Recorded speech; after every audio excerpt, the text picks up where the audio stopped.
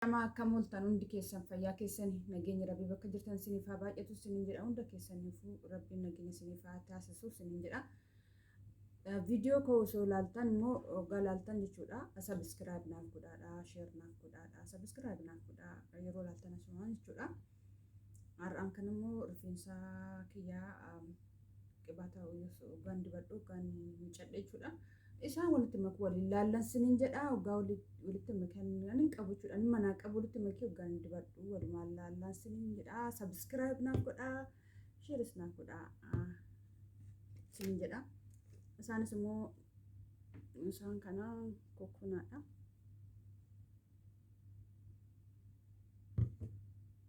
Vaatika leemonii fi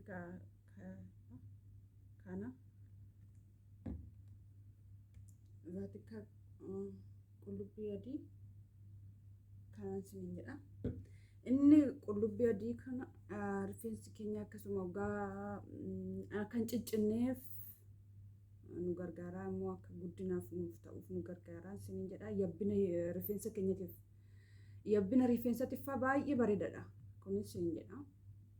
Kana wantoonni rifeensi keessan akkasuma akka kiyyaa qabaatan itti fayyadamaa siniin jedhan hundumti keenya garuu hin beekna jechuun qibaata kana hundumti keessan iyyuu beekuu dandeessu hin beektu hundumti keessan iyyuu ta'ullee akkasuma garuu qibaata kun waan baay'eedhaaf nu fayyada siniin jedha. Vitaamin E, F qaba keessaa jechuudha. Baay'ee gaariidha. Na akkasumallee kokonaan illee akkasuma rifeensa keenya laaffisuudhaaf akkasumallee rifeensa keenya bifa isaatiin nu bareessuudhaaf akkasitti nuuf gargaara siniin jedha. Rifeensi keenya tokko tokko saduma dheerina qabu bifni isaan bareedu. Isaafillee nuuf tolchaan siniin jedha. Kokonaanis bareeda. Akkasumallee kunillee warroonni akkasitti kunis mataa keenya yabbinaafis kunis akkasuma akkuma isa kanaa jechuudha. Akkuma qullubbii adii kana kunis garuu akkasuma siniin jedha. Mee isaan kanaan hin qabu walitti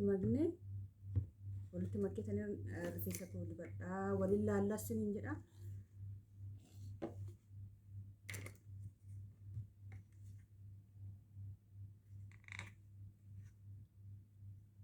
Baay'isu xiqqeecha amma rifeensa kiyyaatiif naaf ta'u bichaan xiqqeessa itti fayyadama siniin jedha. Maaliif yeroo biraa immoo isa dhufutti immoo rifeensa koo akkasuma qibaata garagaraatti itti makeen dibadha malee isaanuma kana bichaa sun ta'an dabalee jechuudha. Qibaata tokkicha bichaa dibachuu baannee baay'ee gaariidha.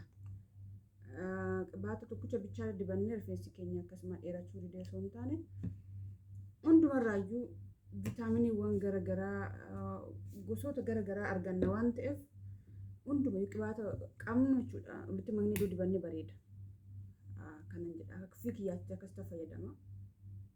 Garuu duraan qibaatuma tokkoof fayyadama.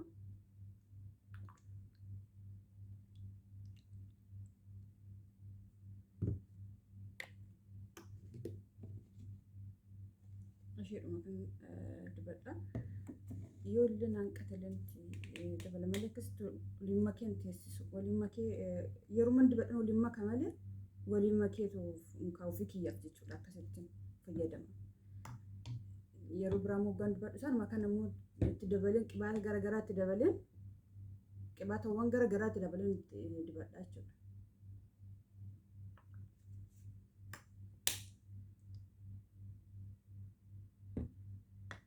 Warroon isinitti toltan qibaan inni kunis kokonaan inni kunis bareedaadha. Isa kanas walitti dabaltan bareedaadha. Kanas jechuudha. Garuu isa kana osoo rifeensa keenya hoggaa miiccanne dibannee bareeda. Rifeensa keenya hoggaa miiccanne yeroo dibanne immoo kunis baay'ee gaariidha siniin jedha. Dura tursiisuu baannes gaariidha. Kanas siniin jedha. Isaan kana waan xiqqooshii rifeensa keenya guyyaa sadis ta'u guyyaa lamas ta'u waan ofirra tursiisnu kan siniin jedhe. Kan akkasitti waliin makeen dibadha.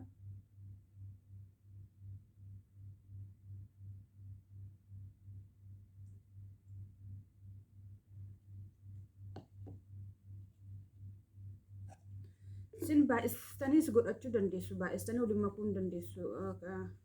Ana kana guuttanii waliin maktanii dibachuu sun dandeessu jechuudha.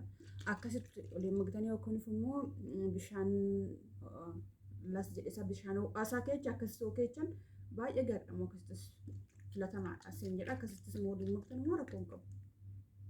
Inni ammoo rifeensi keessan baay'inarraan hin murteessan maal isin jechuu barbaade rifeensi keessan yoo baay'ee ta'e isinis akkasuma qibaata wanti fayyadamtan baay'istanii itti fayyadamuu dandeessu. Kan kiyya rifeensi waan haphii ta'eefan xiqqoo kanayyuu hin fixu.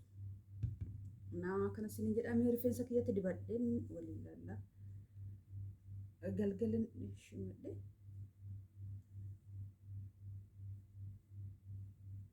Egaa qibaatawwan dibannu filannee gaariidha. Egaa immoo rifeensa keenyatti waan egaa dibannu iddoo rifeensi keenya qulqullina qabaatee bareedaadha. Qibaatuma kalee dibanne irratti isarratti zim jennee yoo osoo dibanne rifeensa keenyaaf akkas bu'aa waan gaarii qabu naf fakkaatu garuu akka isaan hin beekne akka yaasinitti maa jira. Rifeensa keenyaaf bu'aa akkas gaarii hin qabu. An har'a dibannee iddoo rifeensa keenya qulqulluutti dibnee jiraanne dibanne jechuudha. Akkasuma kireemiiwwan wantoota garagaraa manaa hojjennu isaanis immoo rifeensa keenya qulqulleessinetti dibannee bulana miiccinisuma rakkoo qabu. Akkas wayya malee xuriitti iddoo dibachuu baannee baay'ee gaariidha. Xuriin maata rifeensa keenya waan rifeensi keenya fudhatu hin qabu jechuudha.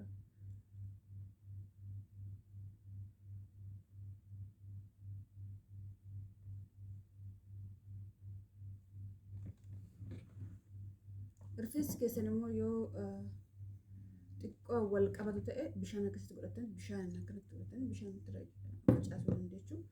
Kiyya haphiidha garuu badaa haphiidha rifeensi kiyya. Warroonni rifeensa yabbuu jechuu barbaadan baay'ina qabdan. Naa kana isin jedha subscribe naaf godha. Daraa keessa subscribe naaf godha. Maal subscribe naaf godhan achuma goo video laaltan subscribe godhan maal qaba garuu garuu nama ajaa'ibu. Ani bakka hundatti garuu gaalaal subscribe namaaf godha garuu kiyya naaf hin godhan maal fakkaata hin beeku. Kana isin jedha akkasitti addaan fudhadha.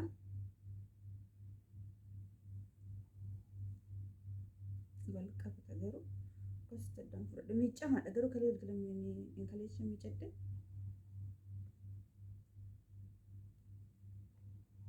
Ittiin dibne kanaafani waliin lallaqisi.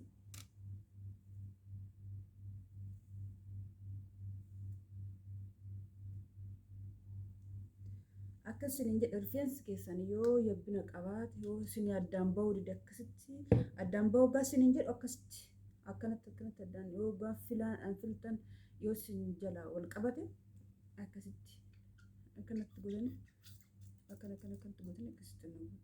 Ani garuu hin barbaadu. Maaliif jettan rifeensi koo baay'ee haphiidha waan na barbaachisu hin qabu. Rifeensa keenya immoo gaafillu odoo bakkee tana calqabuu baanne baay'ee gaarii akkas jennee bakkee tana dura bakkee tana akkasitti bilcheessine intanti bakkee kana akkanatti filanne ittuma deemaa akkasitti malee bakkee tana odoo jalqabne rifeensi keenya jalaa miicca bubuqqaasi inciccitaas akkasuma filaamuun ishee tana doo qabaatanii gaariidha. Baay'inaan biyya keenya jirti asis immoo jira warroonni maarkeettiidhaaf Itoophiyaadhaaf fedhu maarkeettiin jira suuqii jechuu barbaadan. Galgala sirriitti filee jira kanaafan.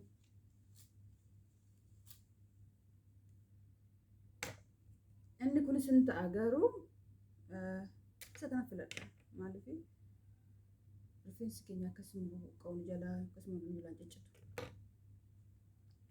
Ammatti dibadha gara rifeensa kiyyaatti jechuudha.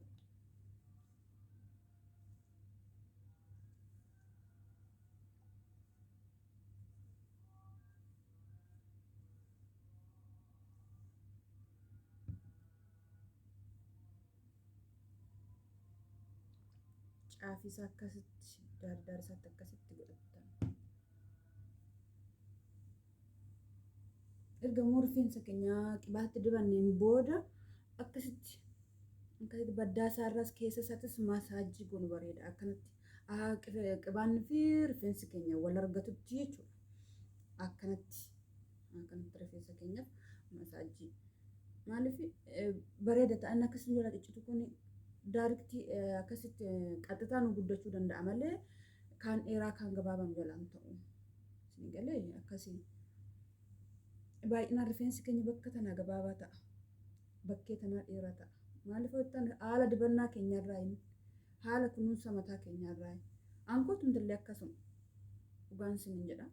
Bakka kana gabaabaadha. Bakka tana laala gabaabaadha. Bakka kana ammoo akkasii miti.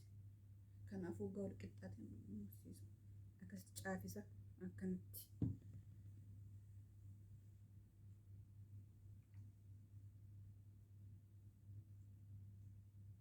Sirriitti quufu maaliif akka sirriitti nu laafutti jechuudha. Rifeensi keenya sirriitti nu laafu baay'ee gaariidha. Kanatti immoo masaajii keessa gogaa keenyaa fi qibaata akka wal argatu jechuudha. Kanaaf sammuun keenyaa fi qibaanni akka wal argatutti malee badduma irratti naqnee akkasii dhiisne nu fayyadu. Rifeensa keenyas akkasumallee fayyadu.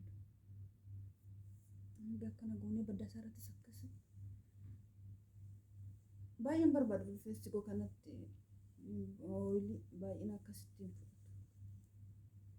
Haphiidha waan ta'eef jechuudha. Iddoo baay'ee fudhate bareeda.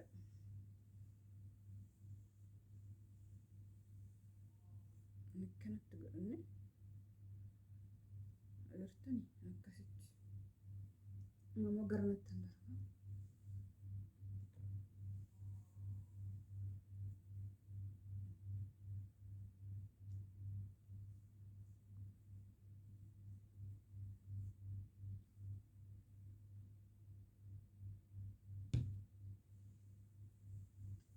Akkasitti masaajii goona. Yeroo qibaata dibannoo osoo akkasitti rifeensa keenya iddoo lamatti addaan fudhannee bareeda. Kaan dheeraa ta'ee kaan gabaabaan ta'u. Akkas fuullee bichaa dibanne bakka tana bichaa dheerata malee bakka tana nu jalaa gabaabbatas nu jalaa jajjabaatas rifeensi isaa garaagarummaa qaba beektu. Kanatti isin akkasitti baddaa isaa irratti erga dibneen booda immoo akkanatti masaajii akkanatti. Innaa keessa isaatis akkasuma baddaa isaa irrattis immoo akkasuma.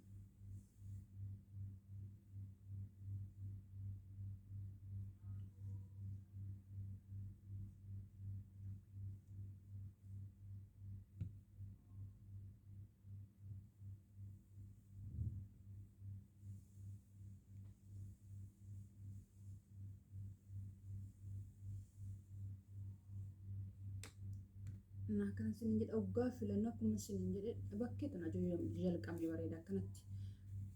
Bakka tana jalqabne asitti nu jala qabata. Maal rifeensi keenya jechuudha. Warroonni keessattuu rifeensi keessan baay'ina qabu, yabbina qabu. Jalaa kan qaban ni ciccita maal ta'e waan ta'eef malee waan biraaf miti. Akkam jalaan ciccinne. Wal qixxeen ta'u kaan citaa, kaan gabaabaa, kaan dheeraa nu jala ta'a waan ta'eef akkasitti wal qixxa akka nu dheeratutti kunuunsuu qabna jechuu barbaadanii kunuunsuu qabna. Nurraa badaa malee rifeensa keenyaa miti. Kunuunsa keenyarraan kan irrina qabu jechuudha rifeensi. Bakkee tana jalqabnee akkasitti fillee garuulitti akkasitti deemu iddoo deemne bareedadha.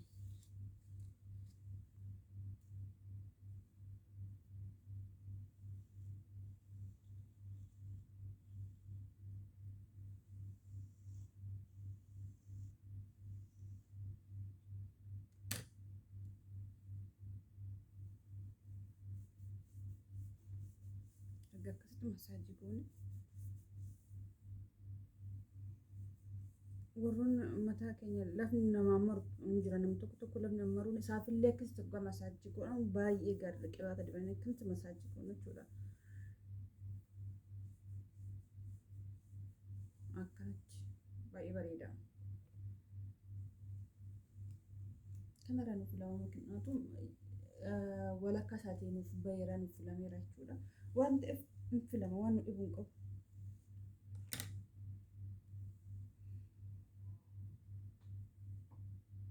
Amma bakka afurii bakka shanitti addeessin agarsiisa.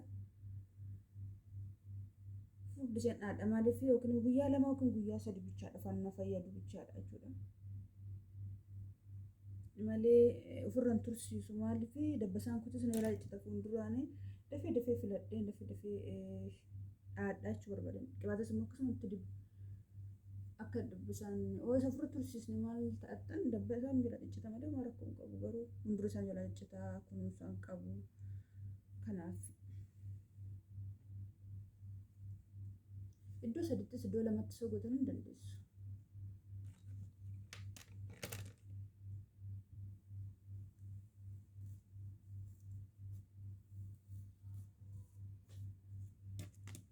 Yeroo dabbasaa keenya immoo dhaannee xumurre yookiin immoo ani ittiin cufnu jechuudha. Iddoo kokonaattichi abbaa dhuqee maal jennu sana biyya keenyatti hin jira maarkeetti sumayyuu jechuudha.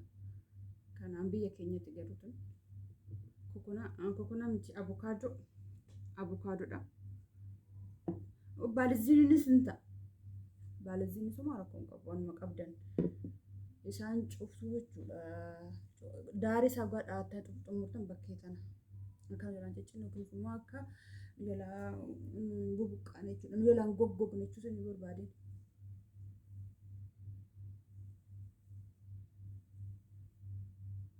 Injabeessu gaanishmadhu waan dafee ni kadhasi akkasuma immoo ofirra tursiisu waan hin barbaanneefu hojii namatti hin tolu dafee ni kadha waan ta'eef boroo maybe boroo naaf ture malee akkas naaf buluu hin danda'u kadhee akkasuma immoo dhaadhachuu barbaade malee ofirraan tursiisinaa rifeensa keessan hoggaan isiniin jedhu dafa tolbee iddoo miiccattan bareeda gin dhaattanii ammoo inni fuuldura isaa akkasitti ciccitutti ofirratti hin tursiisina kan isiniin jedha. Bakkee tana kan nama isiniin jedhe suni bakka kanaa akkamitti cuufnaa isiniin jedhe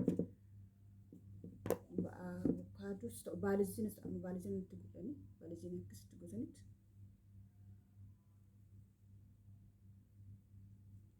akkanatti akka rifeensi keenya jalaan goggogu hin jabeessina ogaa bakka kana geechan akkasitti akkasitti.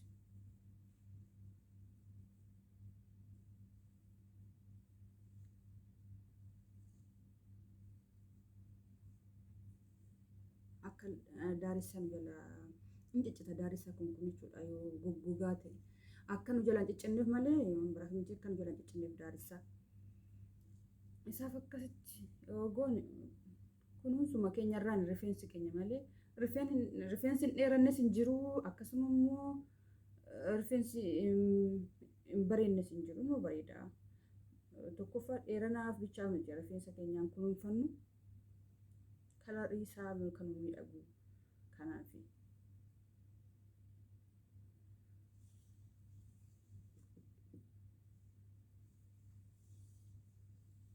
Akkanatti godhannee akkasitti.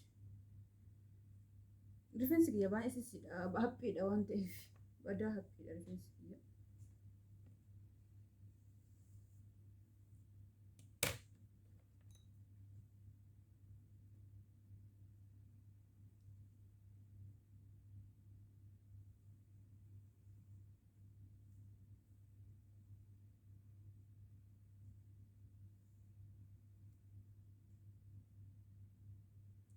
Akkuma beektan dhaadhaa anis akkasuma hin beeku garuu haala miidhagina rifeensa keessanii osoo hin taane akka rifeensi keessanii sin jalaan ciccinneen malee miidhaginaaf mana mataa dhaquudha. Akkanas isiniin jedha akkuma rifeensa keessan akka sin jalaan ciccirneef bicha akka yaatti akkasitti shimadha malee nan beekaa miti.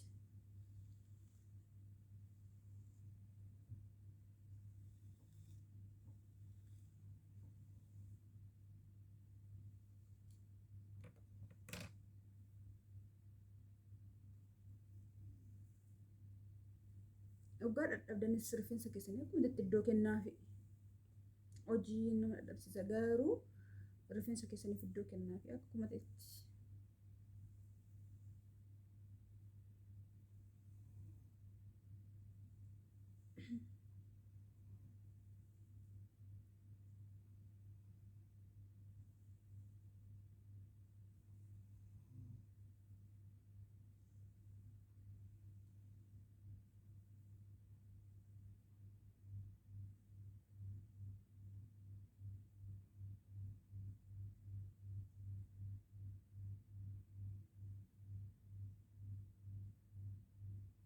akkasitti shumatanii fufurdistanii guyyaa lama yookiin guyyaa sadiin akkasumatti tolitti hiikkattanii immoo ammas immoo akkasumatti isiniin jedha.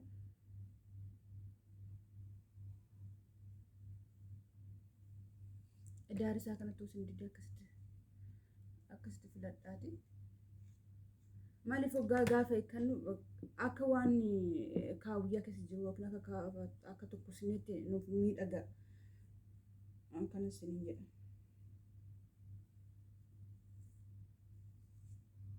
Baalisin itti diba akkasitti.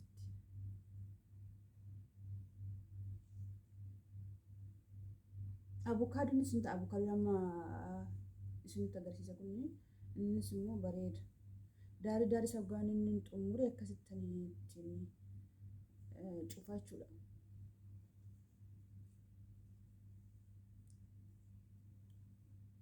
Gariin keenya garuu dabbasaa hoggaa kadhaannee akkasitti dhiisna. Akkasitti ishee kana jechuudha. Akka akkamitti dhiisna. Inni kun garuu adagaa ba'aa akka rifeensi keenya baay'ee nu jalaa miidhamu taasisa. Akkasiin godhina warroon akkas gootan garuu dhugaan isiniin jedha akkasittiin godhina. Firiizinis bareeda miti. Bareeda dhugaa isiniin jedhu rifeensa keenya nu jalaa hubaachuu barbaadin.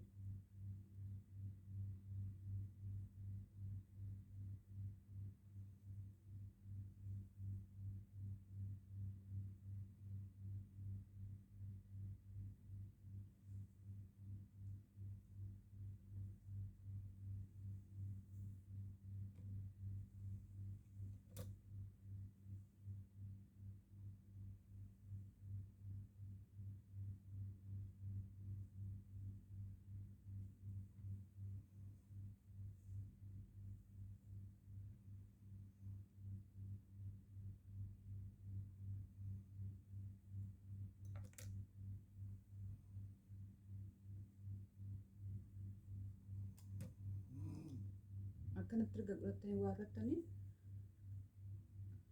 garuu kutaa biraatti rafaa jiru manaaf godha sin jeequun oolan.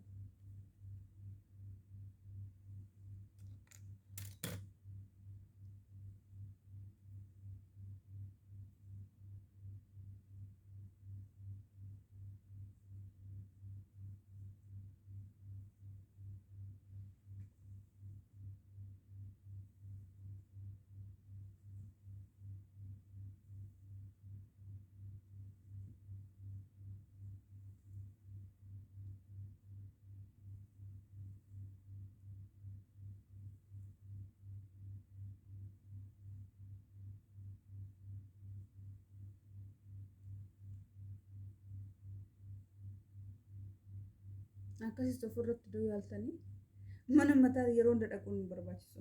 Yeroo tokko malee warroonni mana mataa dhaqxan jechuudha. Ofii keessan fudhadhaa. Warri mataa garuu warri mana mataa dhaqan yeroo tokko rifeensa daarisaa gabaaffachuu deeme. Daarisaa gabaaffachuu caaffisaa jechuudha. Rifeensa koo gabaaffachuu wal qixxeeffachuu deeme. Rifeensi koo wal qixxeemtii kan gabaabaadha kan dheeradha. Garuu akkana ni jedhetti miti ani ishee naan murte. Hoggaan ishee jalaa ka'u rifeensi koo gonkumaa hin jiru. Dhugaa rabbi fuute erga isin mana mataan dhaqu. Kazaan akkas wallollee baanee isiniin jedha. Mana mataa haalatti namura ani namura maaliif akka ta'e hin beeku ani. Biyyuma keessatti illee akkasuma. Biyya keessatti isiniin jechuu barbaade asitti illee rifeensa akka ani rifeensi jira waan ta'eef waa isaan hin maraaru jechuu barbaade. Keenyatti garuu an akkan narratti raawwatan biyya keessatti jechuu barbaade. Na rifeensa keessan ofumaaf kunuunfattan bareeda. Mana mataa dhaquu baattanii gaariidha jechuun yeroo tokko akkas sargiin jiraatu malee rifeensa keessan muruudhaaf mana mataan dhaqina. Ofii keessaniif gabaaffachuu yaada.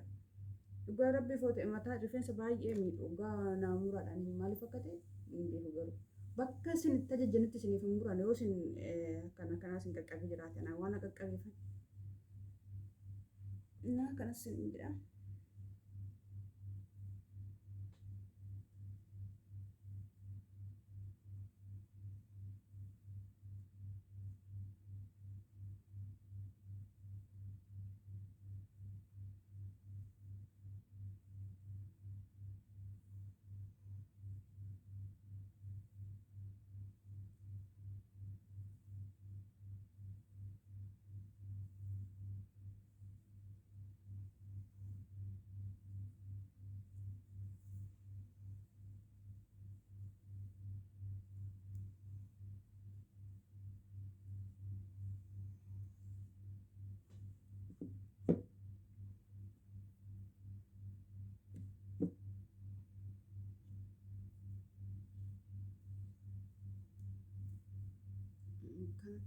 fudhatan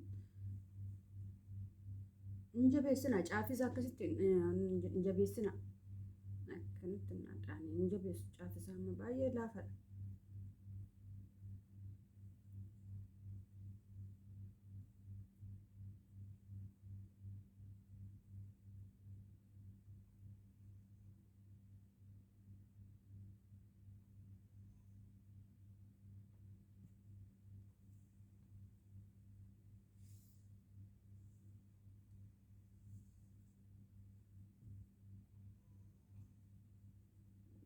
rifeensi kiyya wal qixxee miti akkasini jedhe sana akkasina yalaan muramee naaf guddachuu dide amma yoonallee. Naa kana isiniin jedha viidiyoon kun isinitti tole jiraate yookiin immoo jaallattan sabiskiraayib naaf godhaadha sheer naaf godhaadha isiniin jedha nagaan naaf turaadha kana fakkaataa isin saala kana fayyadamaa isinitti tole baay'ee nagaa naaf turaa.